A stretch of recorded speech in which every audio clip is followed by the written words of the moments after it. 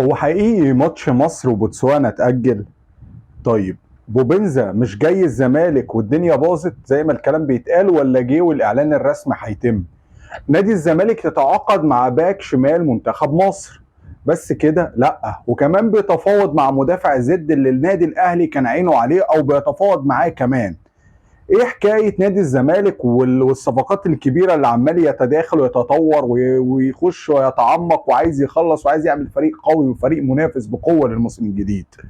النادي الاهلي واخر تطورات ملف صفقات النادي الاهلي هل هيعمل صفقات تانية ولا الدنيا خلاص قفلت على كده؟ ايه الجديد ده اللي هنعرفه في حلقه النهارده من استوديو الكوره. اهلا بيكم والسلام عليكم ورحمه الله وبركاته. اهلا بيكم في استوديو الكوره وحلقه جديده.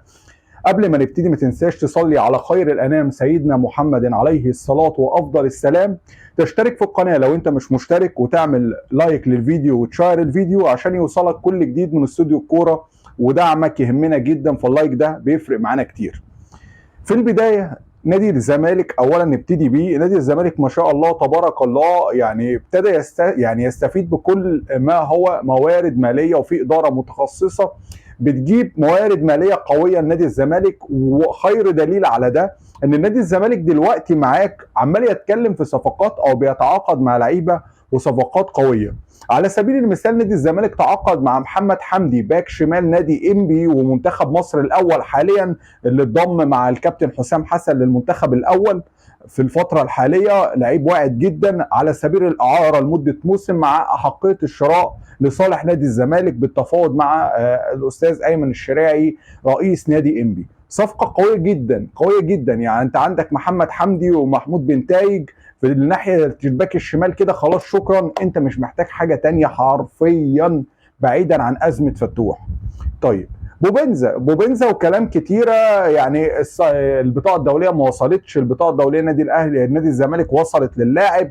الحقيقه ان البطاقه الدوليه رسميا وصلت، بس في ضغط من الوكلاء، ضغط عشان الوكيل يستفيد اكبر، ضغط عشان يفيد اللاعب اكتر في اللحظات الاخيره قبل اتمام واعلان الصفقه. بس نادي الزمالك بيضغط وبقوه انه يحافظ على حقوقه واتفاقه الرسمي اللي تم مع اللاعب. والبطاقه الدوليه حرفيا وصلت للاتحاد المصري لكره القدم من الدوري الامريكي، من الاتحاد الامريكي لكره القدم. وبالتالي هو على بعد خطوه وحيده من تقديمه بعد الكشف الطبي لنادي الزمالك.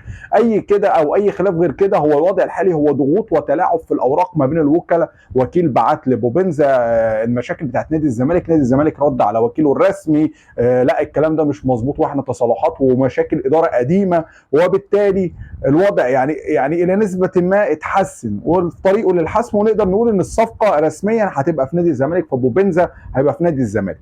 في كلام ان نعيم السليطي على رادار نادي الزمالك واكتر من لعيب، بس الكلام دوت اخبار لسه مش رسميه او مش بالدقه الكافيه، لان نعيم السليطي مثلا لعيب مرتبه عالي جدا، مش لعيب يعني لعيب مرتبه سهل على نادي الزمالك انه يخلص فيه او سهل التفاوض عليه. بيتكلم في ارقام كبيره في الموسم، بيتكلم في حوالي من 3 ل 4 مليون دولار، وده رقم كبير جدا. بالاضافه ان عنده اصابه حاليا هتبعده عن الملاعب من 6 ل 8 اسابيع، فهو مش هيستفيد بيه في السوبر. والاولويه حاليا لنادي الزمالك التركيز على مباريات السوبر ما بين النادي الاهلي ومن نادي الزمالك، فدي الاولويه. ونادي الزمالك عينه باي شكل ما عايز يستفيد ويكسب البطوله دي، رغم ان الموضوع طبعا صعب جدا، بنتكلم عن النادي الاهلي يعني. طيب، ايه الجديد كمان في ملف الصفقات؟ محمود اسماعيل كابتن ومدافع نادي زد هو دخل فيه نادي الزمالك وابتدى يتفاوض، فبالتالي دي صفقه على رادار النادي الاهلي من فتره، بس النادي الاهلي ما حسمش قراره فيها. والمفروض ان بعد اجتماع امبارح مارسيل كولر مع اداره النادي الاهلي المفروض يبقى الامور استقرت ووضحت بالنسبه للصفقات المطلوبه. عشان كده لما نيجي لنقطه صفقات النادي الاهلي هفهمكم الوضع رايح فين، وايه اللعيبه دلوقتي اللي خلاص هي في الفاينل ستيبس. احنا بنتكلم في 3 ايام واتقفل الكود بالنسبه لمباراه السوبر الافريقي، فالامور صعبه جدا جدا جدا والوقت ضيق قوي.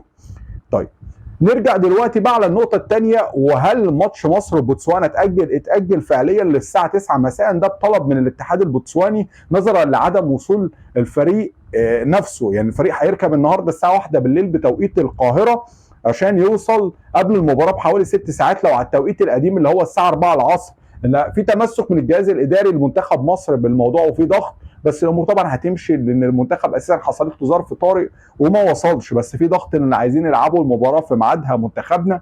لالتزام اللاعبين المحترفين ان هم هيرحلوا لانديتهم على طول بعد المباراه، يعني هيأدوا المباراه ويرجعوا القاهره، من القاهره للانديه بتاعتهم. فاللعيبه الدوليه بتاعتنا المحترفه خارج مصر عندها ضغوطات والامور صعبه، فلما تلعب الماتش 9 بالليل فهيوصلوا تاني يوم فيحصل خلل في البرنامج التدريبي بتاعهم مع انديتهم. فده الضغط اللي حاصل من الجهاز الاداري لمنتخب مصر عشان المباراه تتلعب في ميعادها. الامور صعبه بس خلاص، هي بالنسبه الاكبر هتبقى 9 بالليل بتوقيت القاهره بدل الساعه 4 العصر، هيتاخر 5 ساعات. طيب النادي الاهلي ايه الجديد وايه الوضع؟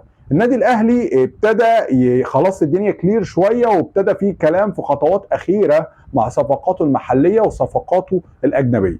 يعني في كلام حصل تاني مع يوسف ساليتش المهاجم بتاع النادي السيريس السويدي، اللي نادي السيريس كان مبالغ في طلباته، طالب 2.5 مليون دولار.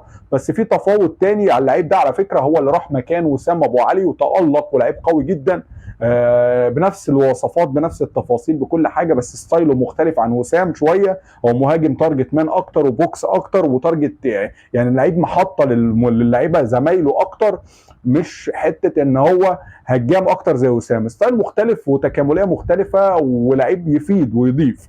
بلس سترامبرج اللعيب السويدي الجنسيه اللي لعب في الدوري السعودي وبيلعب في هاتاي سبورت. نادي هاتاي سبورت كانت الاخبار بتقول ان نادي هاتاي سبورت مش هيتمم الصفقه ديت او مش هيوافق عليها على سبيل الاعاره او البيع للنادي الاهلي الا بعد ما يتعاقد مع فينسنت ابو بكر المهاجم منتخب الكاميرون من نادي بشكتاش، والصفقه رسميا تمت وفينسنت ابو بكر انضم للفريق. فده يبقى مؤشر اخضر ان النادي الاهلي يقدر يستعير اللاعب او يتعاقد معاه. اللعيب طبعا عنده 28 سنه، لعيب قوي، تركيبه وكيمياء مختلفه شويه عن المهاجمين اللي جت، يعني مش عارف اقول لكم هو شبه مين مهاجمين النادي الاهلي، بس مهاجم قوي ومهاجم بدنيا قوي ومحطه برضه بنفس الستايل اللي بندور عليه، يعني او اللي كولر بمعنى اصح بيدور عليه. طيب في كلام عن البنوبي وزيكو من زاد برضو بالنسبه لتوظيف اللعيبه، وفي كلام لاعاده توظيف امام عاشور كوينج، وفي كلام في محمد علي بن رمضان لسه ما خلصش. فانت عندك دلوقتي اكتر من لاعب بره الصندوق خالص. المحترفين هم 3 عندك: ستراندبرج السويدي من هاتاي سبورت، سيريس السويدي يوسف ساليتش، محمد علي بن رمضان الصفقه اللي تعبتنا كلنا. في كلام تاني ومفاوضه اخيره او سؤال اخير عن الموضوع وهيتم ولا مش هيتم، خلاص الحسم هم 3 ايام. طيب المحليين عندنا زيكو والبنوبي، حوار الدفاع مفيش جديد فيه برضه. فده اخر الكلام في صفقات النادي الاهلي. لسه امور برضه ما وضحتش ومحدش يقدر يجتهد او يعني خلينا نقول يجتهد او يتاجر بالموضوع على الناس، لان الموضوع لسه ما حسمش. بس دي الشورت ليست، دي القائمه الاخيره للنادي الاهلي اللي هيطلع منهم ايه التعاقدات بتاعته. خلاص ما فيش اي قصص واي تفاصيل تانية. في عندنا برضو موضوع لنادي الزمالك نرجع له، صديق اجولا ورمضان صبحي. هو لو قدر يخلص مع رمضان صبحي هيبقى افيد له عشان كل اللاعبين الاجانب. ما قدرش يخلص مع رمضان هيخش في صفقه صديق اجولا. فالموضوع ما بين نادي الزمالك وما بين بيراميدز الموضوع يعني داخل في بعضه مشبك. لو جبنا صديق اجولا وخلصنا الصفقه فممكن نتكلم في رمضان. طب لو انتم ما خلصتوش صديق اجولا ومعاكم رمضان احنا هنخش في صديق اجولا ونخلصه. والكلام في الناحيه بالنسبه لنادي الزمالك مع نادي سيراميكا كليوباترا اقوى وانجز. ليه؟ اتفقوا على $1 مليون كاش والقصه انتهت، غير بيراميدز اللي عايز يدخل لعيبه. ده باختصار الوضع العام. بكره مباراه المنتخب هتبقى يعني نقول سهله بشكل ما، لان الفريق لسه ما وصلش اصلا. يعني احنا القصه كلها الفريق لسه هيوصل ويدوبك هيبقى قبل الماتش، مش هيرتاحوا ولا يعملوا تدريبات ولا تحضيرات، ما فيش نفس عندهم بسبب تاخر الطيران بتاعهم من موريتانيا.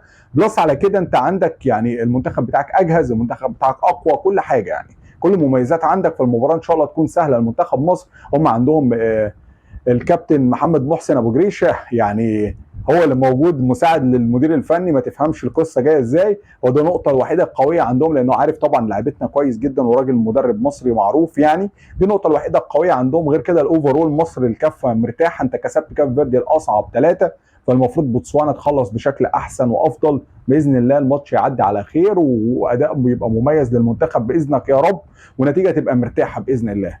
في نهايه الحلقه اتمنى الفيديو يكون عجبكم، ما تنساش تعمل لايك للفيديو وتعمل شير، ولو انت مش مشترك في القناه تشترك عشان يوصلك كل جديد من استوديو الكوره. كنتم مع استوديو الكوره، والسلام عليكم ورحمه الله وبركاته.